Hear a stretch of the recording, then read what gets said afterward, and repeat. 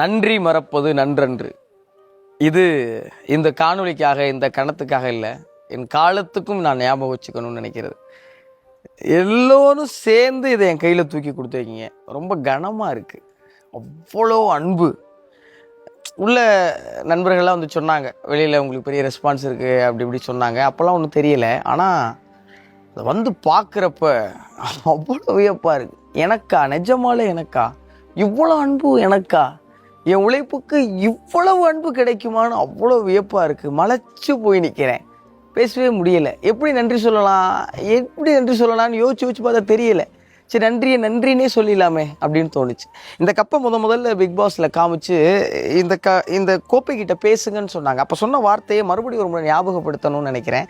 அதுதான் நான் என் நன்றியை சொல்கிற விதத்துக்கு சரின்னு நினைக்கிறேன். இந்த மக்களின் அன்பும் அங்கீகாரமுமான கோப்பை மிக நிச்சயமாக என்னுடைய நேர்மையாலையும் என்னுடைய உண்மையாலையும் நானாக இருக்கிறதாலையும் காப்பாற்றிக்குவேன். இது என் உழைப்பின் மேலே சத்தியம்.